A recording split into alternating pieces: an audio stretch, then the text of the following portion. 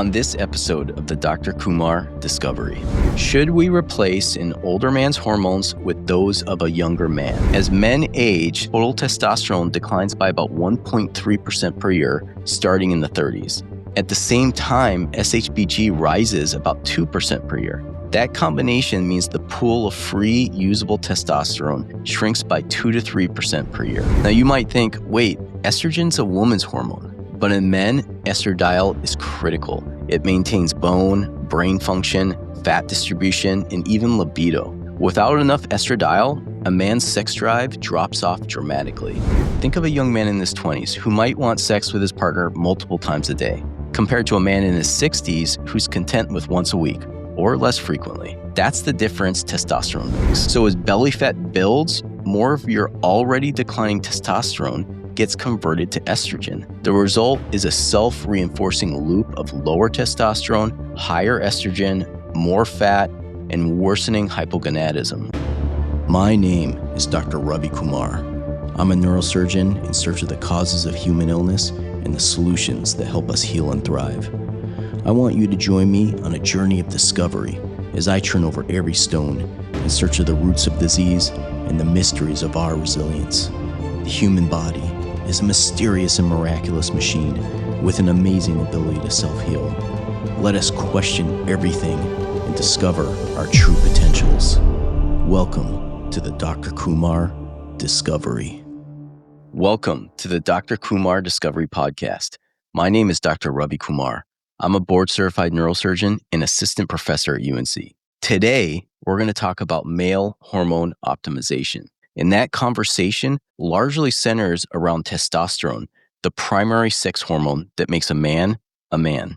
The question I want to explore is this: should we restore an older man's hormones to the levels of a younger man? Because when you look at youthful men in their late teens and early 20s, they tend to be leaner, stronger, with more energy. Their moods are steadier, their libido is stronger, and they often have a more vigorous drive in life. But as men age, those qualities begin to fade. And much of that has to do with a steady decline of testosterone. If we look at testosterone levels across the decades, the numbers are striking. By the time a man reaches his 60s, about 1 in 5 is already hypogonadal. In his 70s, it's closer to 1 in 3.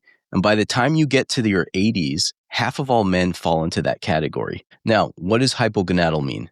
Well, it doesn't just mean slightly low testosterone. It means insufficient testosterone so low that the body can't maintain its male secondary sex characteristics. In other words, it's an actual hormone deficiency. And this decline is real and well documented, which brings us back to our original question. Do we accept it as just another part of aging, letting the male vigor dissipate as hormones fall? Or do we take advantage of the fact that we now have technology to restore hormones to youthful levels safely and effectively? That's the question I want to answer today. And just to be clear, I'm not talking about pushing testosterone to extreme bodybuilder levels. I'm talking about restoring normal, healthy ranges, the same ranges that keep young men in their prime, but in older men.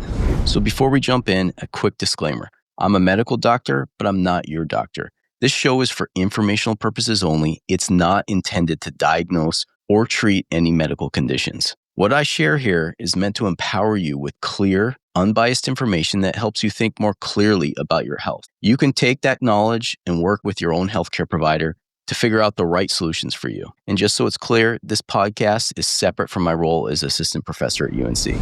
All right, let's get back to it. As we said, there's a natural decline in testosterone across the life stages of a man. To really understand this, we need to be familiar with 3 different lab values: total testosterone, free testosterone, and sex hormone binding globulin.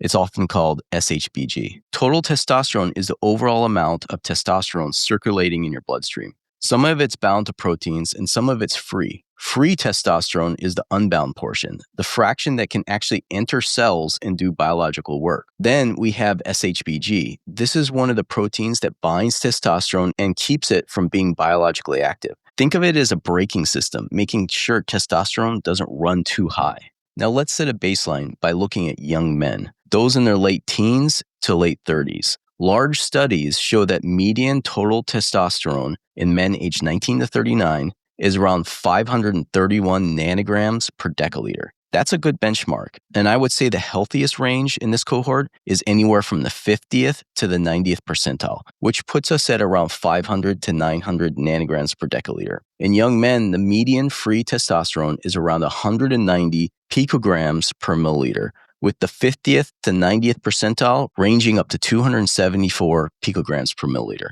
And really, this free testosterone is what counts. Your doctor may check your total testosterone, but it's the free fraction that truly drives male sex characteristics. And we also have to talk about sex hormone binding globulin, SHBG. Remember, it's the protein that binds up testosterone, preventing it from being active. And here's the dynamic. As men age, total testosterone declines by about 1.3% per year, starting in the 30s. At the same time, SHBG rises about 2% per year. That combination means the pool of free usable testosterone shrinks by 2 to 3% per year. So what you end up with is a double hit. Less total testosterone in circulation and more protein binding it up. Over time, that creates a steady age-related hormonal senescence, a gradual fading of a hormone that drives so many traits of male vitality. So to sum it up, what's normal in a healthy young male? Total testosterone in the 50th to 90th percentile typically ranges between 500 to 900 nanograms per milliliter. Free testosterone falls between 190 and 274 picograms per milliliter.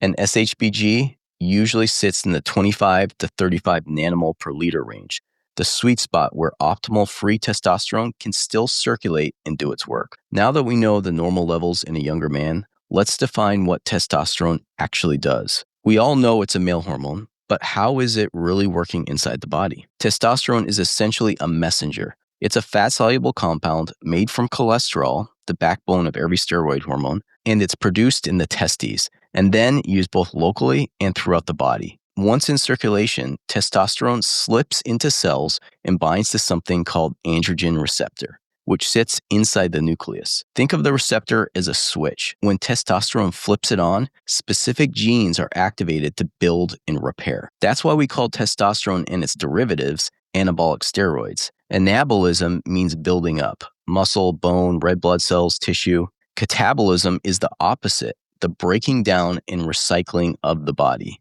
Testosterone pushes the body towards anabolism, preparing a man for strength, vitality, and ultimately reproductive success. Testosterone also converts into other important hormones. Through the enzyme 5-alpha reductase, it becomes dihydrotestosterone, or DHT, which acts on the prostate, skin, and hair follicles. DHT is actually a stronger androgen than testosterone itself. Another pathway is aromatization, where testosterone is converted by the enzyme aromatase into estradiol, a form of estrogen.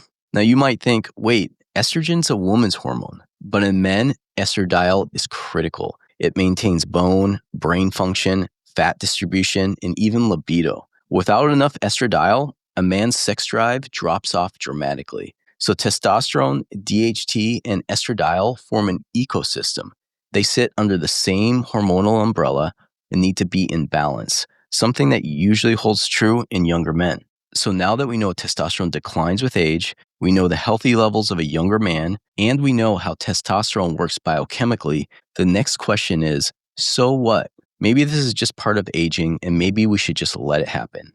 So to answer that question, we have to first know what really happens to a man as his testosterone levels decline. The first and strongest signal is usually sexual desire. Libido drops off. Men with low testosterone simply want sex less. It's often the first flag. Think of a young man in his 20s who might want sex with his partner multiple times a day, compared to a man in his 60s who's content with once a week or less frequently. That's the difference testosterone makes. And this isn't just anecdote. In the Traverse trial, the largest clinical trial on testosterone replacement in men, a sub-study looked at sexual activity. They found that men on testosterone therapy averaged about half a sexual act more per day. In real terms, that's roughly one additional sexual encounter every 2 days. A huge change, especially for older men who might only be having sex weekly, monthly, or even less. The next place testosterone decline shows up is in body composition. Testosterone preserves lean body mass. It keeps body fat low and supports strength. It's why young men often look muscular and lean without much effort. With age, as testosterone falls, muscle mass declines, body fat increases, and strength fades. In clinical studies, intramuscular testosterone replacement increased lean muscle mass by about 5.7%. That's a substantial improvement, and that's without even factoring in exercise. Add in physical training, and the effects amplify dramatically. And here's why it becomes a vicious cycle when you have low testosterone. With the less muscle, you burn fewer calories and become less insulin sensitive.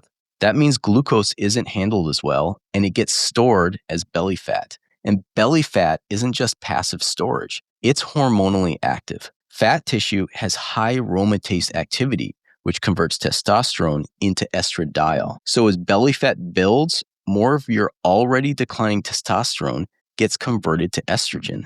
That shift leads to more fat accumulation, and in some men, even gynecomastia, which is male breast tissue. The result is a self-reinforcing loop of lower testosterone, higher estrogen, more fat, and worsening hypogonadism. Breaking that cycle naturally is difficult, and it's part of why restoring youthful hormone levels could be super powerful for some men. Testosterone also influences mood and mental health. A meta-analysis of 27 randomized control trials found that men with low testosterone who replaced it had a measurable reduction in depressive symptoms. The effect wasn't huge, but it was significant. And if you think about it, there's a vigor, a mental energy you see in younger men that often fades with age. Low bone mineral density is another problem we usually don't associate with men. Testosterone, along with its conversion to estradiol, helps maintain bone density. As testosterone declines, osteoporosis risk rises. Studies show that testosterone replacement increases bone mineral density in the spine and the hips, and even strengthens estimated bone quality within a year of starting it.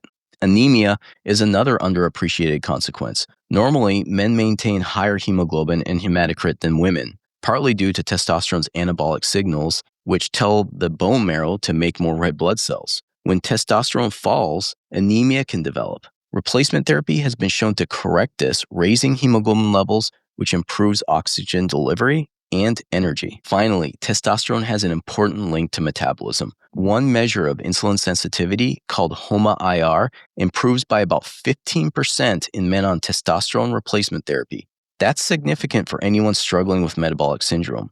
By adding muscle mass, the body demands more glucose, which improves insulin sensitivity and reduces resistance. So when testosterone declines, it's not just libido that gets lost. It's body composition, mood, bone, blood, metabolism. And when you restore it, those systems respond and recover. So at this point, we've looked at how testosterone changes across a man's life, what it does in the body, what healthy levels look like in a young man, and what happens when levels fall too low. The next question I like to ask when I'm thinking through human biology is this: what would testosterone look like in people living outside the modern world? Because when you study traditional cultures, you get a glimpse of what hormone levels might be if they weren't influenced by the processed diets, sedentary lifestyles, and stressors of modern life, the kind of stuff that we experience every day. One of the most interesting groups studied are the shamane, a subsistence population in Bolivia. Researchers found that during activities like hunting, working, or even competitive play, these men experienced large testosterone surges, spikes of about 30%, that held steady for a period of time. Yet, when at rest, their baseline levels were actually lower than men in the modern world. And here's the fascinating part. Despite lower resting levels, they don't show signs of insulin resistance. They're lean, strong, virile, and reproductively healthy. They're thriving in a natural environment with hormones that match their way of life. Why would this happen? The thinking is that high activity, high pathogen environments like the environment they live in, it's more efficient to conserve energy for fighting infections and surviving lean times rather than maintaining a large, metabolically expensive, anabolically dominant body. Instead, their biology favors a smaller, more efficient baseline with the ability to rapidly ramp up testosterone when needed, whether that's for a hunt, a fight, or physically demanding work. What's also striking is that this ability to surge testosterone was seen in men of all ages, from teenagers to men in their 80s. That suggests the capacity for rapid hormonal response is more important for survival than just having a high baseline all the time. To me, this shows that while basal testosterone matters, these periodic bursts tied to physical activity may be just as critical. We'll come back to that idea later, but it underscores how activity shapes hormonal health. Now, of course, these studies don't capture everything. They don't account for modern concerns like body image, confidence, or social dynamics, which play a big role in our culture, but are very different from what they're experiencing in the rainforest. Still, from an evolutionary perspective, they give us valuable clues about how flexible and how activity-driven the male hormone system really is. Another angle I like to explore is the historical perspective. What did people do in the past, and how did they approach the problem of declining testosterone? If you look back, even in ancient times, castration was common. Men were often castrated for social roles, for subservience, or because society believed certain positions were better filled by castrated men. The testicles dangling outside the body were unfortunately easy to remove without advanced surgery. And once removed, the effects were obvious. Higher pitched voices, loss of body and facial hair, weaker bones with kyphotic spines, decrease in muscle mass. It became very clear very early that those two small organs hanging between the man's legs were responsible for a man's vitality and sexual characteristics. Fast forward to the late 1800s. Charles Edouard Brown-Séquard, a famous French physiologist in his late 70s, became fascinated with the link between testes and vitality. Likely feeling the effects of aging himself, he began experimenting. In one of the most famous cases of self-experimentation, he injected himself with a mixture of blood from the testicular veins, semen, and extracts from dog and guinea pig testes. When he presented his results to the Society of Biology in Paris in 1889, he claimed striking improvements: renewed physical vigor, sharper mental clarity, relief of constipation, and even a return of what he called fecundity of spirit. In short, he felt younger, stronger, and more alive. Now, many believe his results were placebo, and the scientific community largely dismissed his claims. But it's almost certain he was getting at least some trace amounts of testosterone from those extracts. Was it enough to restore youthful levels? Probably not. But was it enough for him to feel something? Possibly. Either way, his claim lit a fire. His experiments set off a craze for what became known as organotherapy, the idea that eating or injecting animal organs could restore youth. The practice spread quickly, even though the results were inconsistent. Still, Brown-Séquard had made one point impossible to ignore. The testes held a powerful influence over male vitality, and the world was now paying attention to it. By the 1930s, the modern pharmaceutical era took over. Scientists crystallized testosterone from bull testes, officially naming it testosterone. Soon after, Adolf Butenandt and Leopold Ruziczka synthesized it in the lab from plant sterols. They earned the Nobel Prize for their discovery, though Butenandt was forced to reject it at the time by Nazi Germany and only received his medal after the war.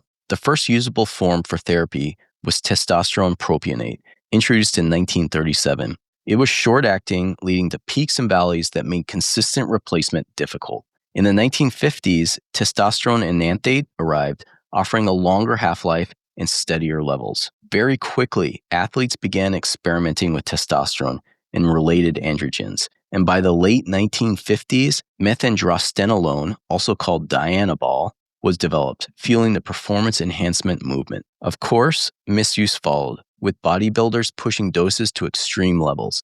But the true breakthrough was this. For the first time, men with age-related hypogonadism could be restored to normal physiological levels of testosterone. Declining testosterone was now a treatable problem. And today, because of those early experiments, both the crude injections by Brown-Séquard and the refined chemistry of the 20th century, we have safe, effective, and widely available ways to restore testosterone to healthy ranges that keep men vital and strong. Okay, so we've covered how testosterone naturally declines in men, and we've looked at the history of testosterone replacement through both societal pushes and pharmaceutical advances. But before we talk about how this applies to us today, we need to ask one more important question. Beyond natural aging, are there factors in modern life that also push testosterone down? And the answer is resoundingly yes. One of the biggest culprits is cortisol. We live in a high-stress world where success often means pushing ourselves beyond what physiology can comfortably handle. That stress drives prolonged elevations in cortisol, and cortisol is a potent suppressor of testosterone production in the testes. In fact, studies show that acute spikes in cortisol can suppress testosterone within hours. And if cortisol stays high chronically, the suppression becomes long-term. There's a seesaw effect here.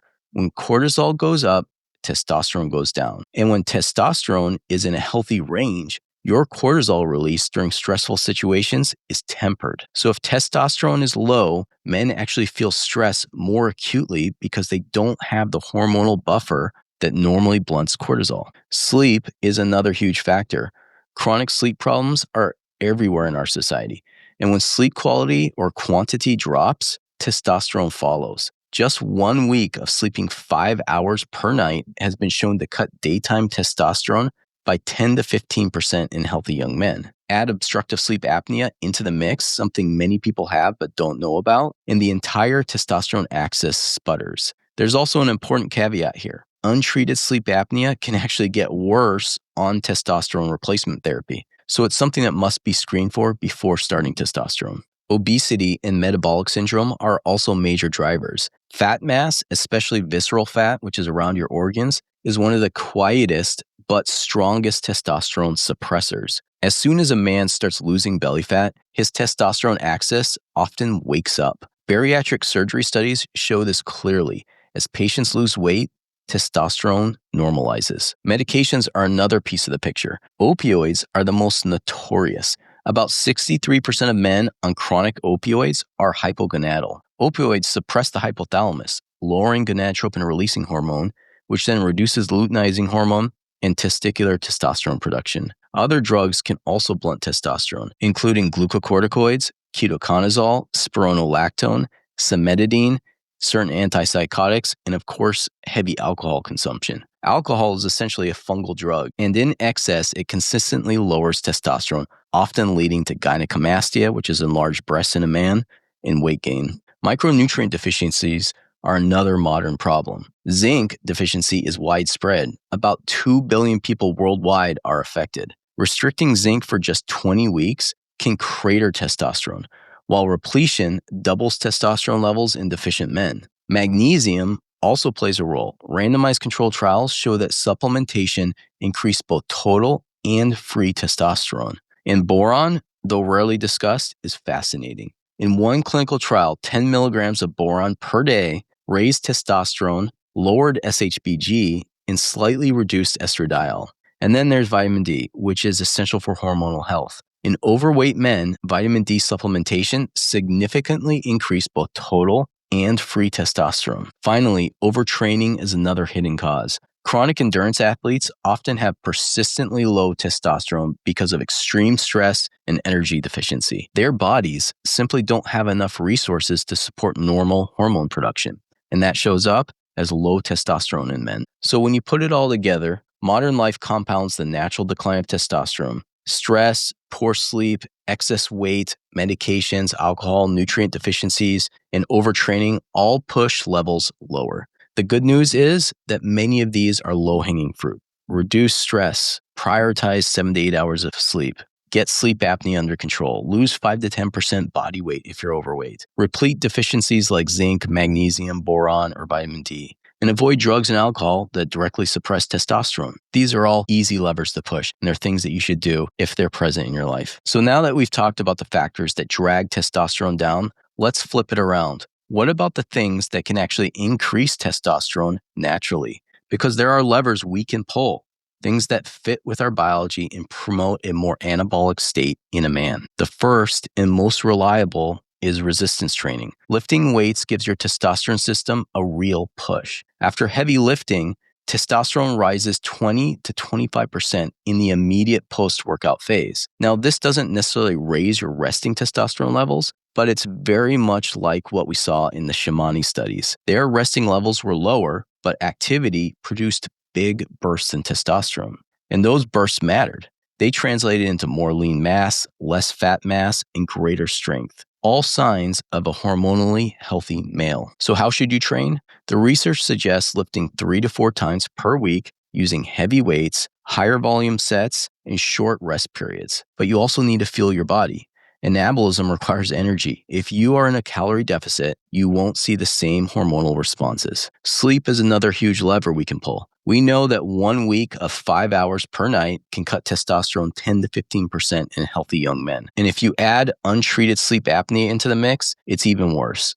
Diet is critical too. Remember, testosterone is made from cholesterol. If you don't eat enough fat, you don't give your body the building blocks it needs. For decades, we were told to fear fat. But fat is essential for hormones. A clinical study compared a low-fat, high-fiber diet with a high-fat, low-fiber diet. After 10 weeks, the high-fat group had testosterone levels that were 13 to 15% higher. And when the diets were crossed over, meaning those on the low-fat diet went to the high-fat diet and those on the high-fat diet started eating the low-fat diet, the effect repeated equally. There is very little doubt that higher fat diets support higher testosterone levels. The type of fat matters too. Saturated fat is probably the safest bet because it raises cholesterol, which is the backbone for steroid production, and it does not oxidize in the body. Polyunsaturated fats, especially seed oils, are more unstable and prone to oxidation and may nudge testosterone down. The evidence is mixed, but it's suggestive that PUFAs are the less desirable fat for hormone production. Overall, aiming for about 40% of calories from fat is a good target, with an emphasis on quality sources. Protein is also essential. At about 1.5 to 2 grams per kilogram of lean body weight, you give your body the building blocks it needs to stay anabolic. Beyond diet and lifestyle, certain supplements have also shown promise in clinical trials. Ashwagandha, an Ayurvedic herb, has been shown to raise testosterone, increase lean muscle, and improve libido compared to placebos. Tongat Ali also has been supported by meta-analysis showing a significant increase in testosterone. Another one is Shilajit, a mineral resin that's found in the Himalayas, and it increased testosterone and DHEA in a randomized trial using 250 milligrams twice daily for 90 days. Fenugreek is another one, which has mixed data, honestly, but some studies show it boosts free and total testosterone and improves libido. And the last one I'll mention is Fedoja agrestis, which honestly gets a lot of attention in popular media. And the problem is there are no human studies, only rat studies showing some hormonal effects. On top of that, there are safety concerns about potential organ toxicity. So despite the hype, this is not one I recommend. There are much safer, proven ways to support testosterone naturally. Okay, so we covered diet, lifestyle, and supplements that can support testosterone. For many men, those changes alone are enough to bring levels back into healthy range. And that should always be the first approach. Optimize lifestyle, fix deficiencies, and see where you land. But sometimes the hole is too deep. If you're already hypogonadal, medication may be the only way out. And that takes us into the realm of testosterone replacement therapy. The most common form is testosterone cypionate, an injectable testosterone ester. Once injected into the muscle or the subcutaneous tissue, it forms a depot that slowly releases over time. The goal is steady physiological levels, not peaks and crashes. In the past, men were dosed every 2 weeks, which led to huge spikes and deep troughs. Today, smaller, more frequent injections are preferred to smooth out the curve. Most men start around 100 milligrams weekly. I often recommend dividing that weekly dose in half and injecting twice weekly. For example, if you're on 100 milligrams weekly of testosterone cypionate, then inject 50 milligrams on Monday and 50 milligrams on Thursday. I usually recommend the subcutaneous route rather than intramuscular. It's less painful, easier to administer, and tends to produce steadier levels with slightly lower risk of side effects like elevated hematocrit or excessive aromatization. The pros of injectable testosterone are strong. It reliably improves libido, body composition, and energy. It's also inexpensive per milligram and easy to titrate. The cons are that it involves needles, disposal, travel hassles, and it can raise hematocrit or blood pressure in some men. For those who dislike injections, there are topical creams and gels. These are applied to the skin, usually the shoulders or upper arms, each morning.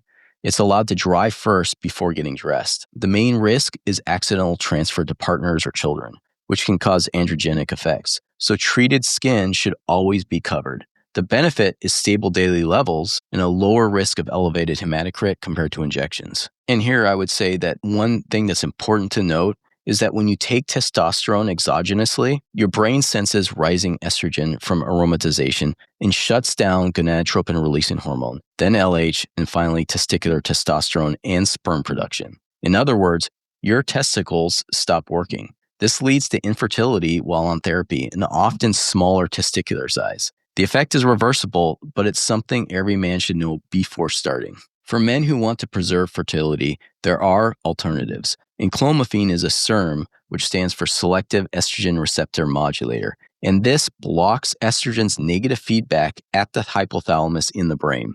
This drives gonadotropin-releasing hormone, luteinizing hormone, and ultimately testicular testosterone production. It's taken orally, which is one of its big benefits, usually starting at 12.5 milligrams per day, and sometimes titrating up to 25 milligrams. It's effective, preserves fertility, and has few side effects. The caveat is that enclomiphene isn't FDA approved for this indication, though it's widely prescribed through compound pharmacies. There's also clomiphene, which contains both enclomiphene and zuclomiphene. Enclomiphene is the active isomer with strong testosterone-boosting effects, but zuclomiphene lingers for weeks and has estrogenic activity, which can cause side effects. For that reason, I recommend enclomiphene over clomiphene. Another option is HCG, or human chorionic gonadotropin. HCG mimics luteinizing hormone and goes straight to the testes to stimulate testosterone and sperm production. It works, but it requires injections and is very expensive, so it's usually reserved for specific cases with guidance from an endocrinologist. There are other emerging options: intranasal testosterone,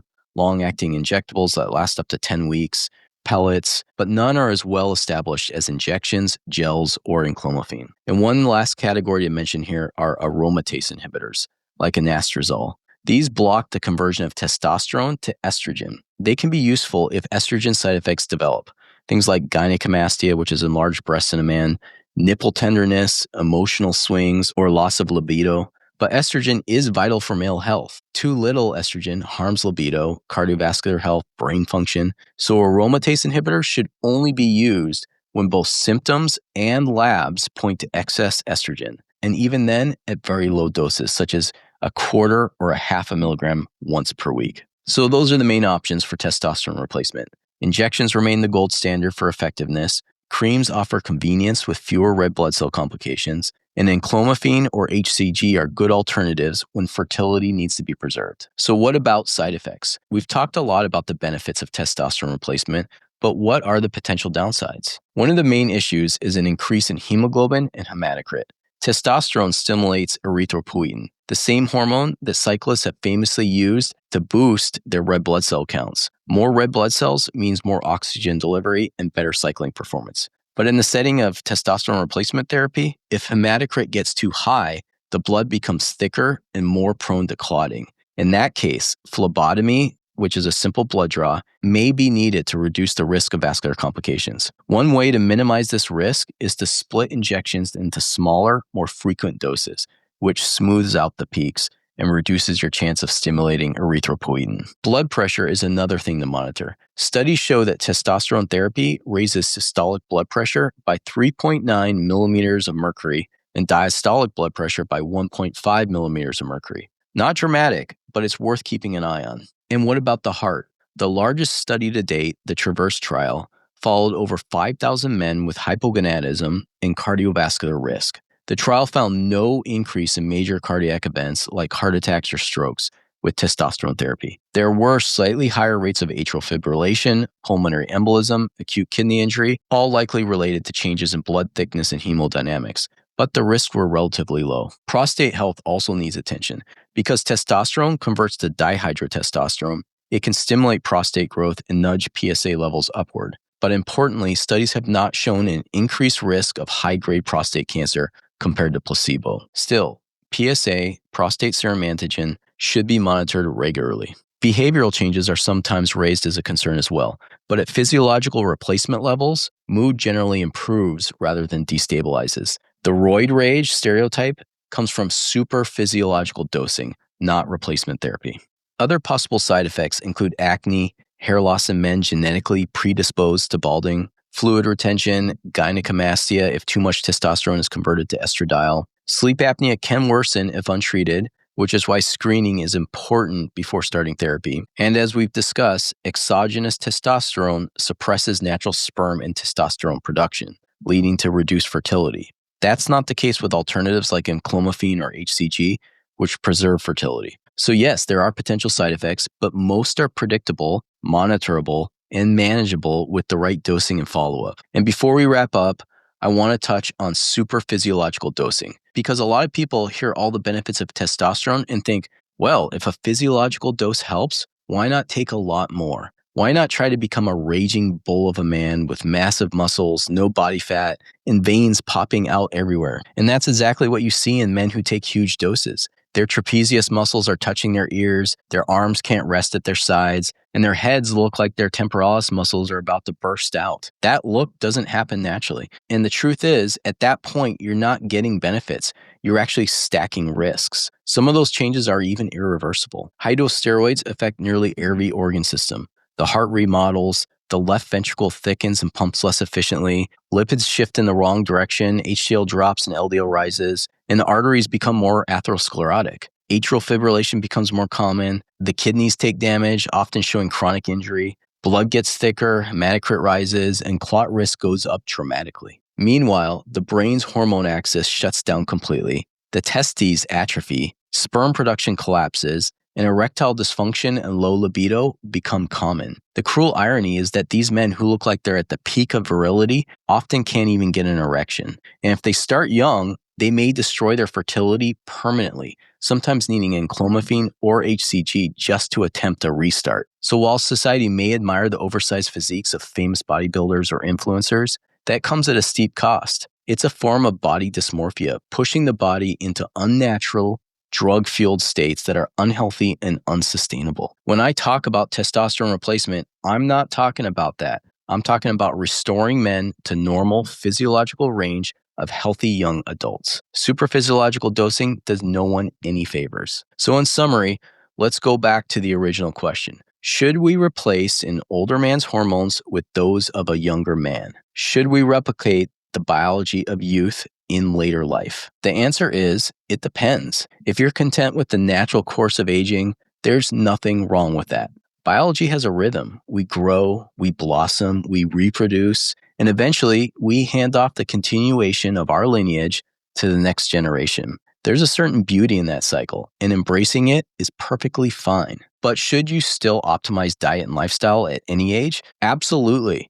Everyone should aim to give their biology its best shot through good sleep, stress reduction, strength training, and quality nutrition. That's the foundation, whether you ever touch medication or not. Now, if you've made those changes and you still feel like you're stuck in a hole, if you know something's missing, that vigor and drive that you once had in your 20s, then testosterone replacement can be a reasonable option. The risks are low and the potential benefits are high. Better sexual function, stronger bones, more lean muscle mass, less fat, improved mood, and a steadier sense of vitality. Before starting, the right workup matters. Get 2 morning testosterone checks on different days. Measure total testosterone, free testosterone, and SHBG. Get a CBC, a PSA, blood pressure, liver function test, and a hemoglobin A1C. Screen for sleep apnea and treat it if you have it. Then, if the numbers and the symptoms line up, you and your doctor can discuss therapy. And I think it's totally reasonable at that point. For most men, injections of testosterone cypionate twice weekly provide the most reliable results. Creams are a good option if needles aren't for you, and if fertility is important, enclomiphene or HCG can help maintain sperm production. Whatever the method, monitoring is key. Keep an eye on hematocrit, PSA and blood pressure, and estrogenic symptoms. Adjust if needed, but don't overtreat. You are aiming for a total testosterone of 500 to 900 nanograms per deciliter and a free testosterone of 190 to 274 picograms per milliliter. This will put you in perfect physiological testosterone homeostasis. For younger men, especially those in their teens, 20s, and 30s, my advice is different. You already have youth on your side. It's such a great gift. You need to focus on lifestyle like lifting heavy, sleeping deeply, eating well, managing stress. You need to protect your natural biology while you still have it. And trust me, someday you'll be my age and everything will be a steeper climb. Youth is such an amazing gift and none of us appreciate it when we have it. And we all envy it when it's in the rearview mirror. So in the end, whether a man replaces testosterone or not is a deeply personal choice. Some men will embrace the natural aging process. Others will choose to restore physiology to that of his younger version. Modern medicine makes all that possible, and that's the power of living today. We can make informed, individualized decisions about our own biology. So I hope you enjoyed that. This episode is just the beginning. It's a primer on male hormone optimization, and we'll return to the topic again and again. I'll be bringing on experts and we'll go deeper. And in the coming weeks, we'll also turn to female hormone optimization. I already have 2 outstanding physicians lined up for interviews this November. We'll also explore thyroid, growth hormone, cortisol, all the key hormones that shape who we are and how we function. So stay tuned. We're only at the start of this conversation, and there's a lot more to discover. In the next episode, we'll return to tribulations like we do every other week. I'll be telling the story of a French microbiologist from the 1920s named Henry Boulard. He was investigating the mysterious resilience of a group of villagers who, while cholera was devastating populations all around them, seemed almost immune. They didn't get sick. Boulard went to this village to uncover why, and what he discovered was remarkable. His exploration struck gold, and it's something we still use today in medicine. In fact, it's readily available and still relevant to our lives right now. It's a fascinating story, and I think you're really going to like it, so I hope you'll join me. But until next time, stay curious, stay critical, and stay healthy. Cheers.